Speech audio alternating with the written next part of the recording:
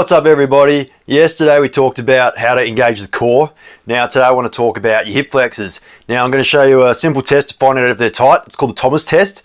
You're going to lie down on the edge of something firm, your bed if it's firm enough. I've got a massage table which is pretty handy. Now I want to check the length of this hip flexor, so I'm going to grab the opposite knee and watch what happens when I pull this knee up. I'm also pulling this hip flexor, this tight leg.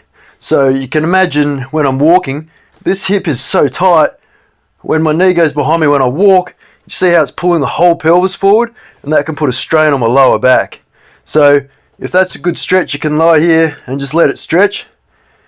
If I pull my knee towards me, I'm tightening the glute, the quad, sorry, and you can see how it's lifting. So that's also showing tightness in the quad. So lie here for a good stretch, and then we're going to move on and show you how to rectify this situation. So here's a common stretch. You see a lot of people stretching the hip flexor. A lot of people lean right forward. Now, when you come this far, people tend to lean back and try and get that stretch. You can feel it, but you're also compressing your lower back. We discussed why that is an issue yesterday. So you want to back it up a little bit and apply what we learned yesterday.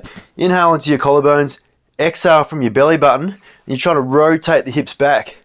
You can see if I've got a loose core, my pant line sits forward.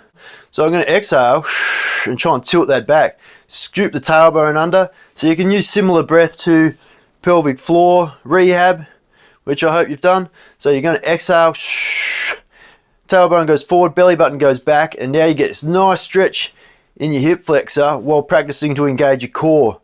So rather than leaning forward and then raking back, we're just going to back it up and stretch here.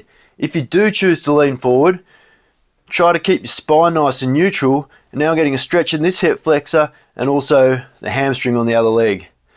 But really be mindful, always breathe through your stretches. It's one thing to take away from yoga. Inhale into your collarbones, exhale from your belly button, and that's a lot different to the old grab it and hold on and cringe with pain for 30 seconds that you learned in high school. Now, a lot of you are saying, gee Dan, that's great, but I can't get down on the floor, so I'm going to show you a simple solution. You can take a chair and do exactly the same thing. This way, the leg that I want to stretch, I'm going to put on the chair, other leg steps forward, same thing, make sure I'm nice and square.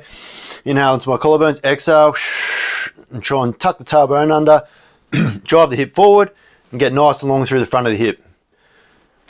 I hope this helps. I know it does. I hope you apply it, and I look forward to seeing you in tomorrow's video where we're going to explain more about engaging that hip.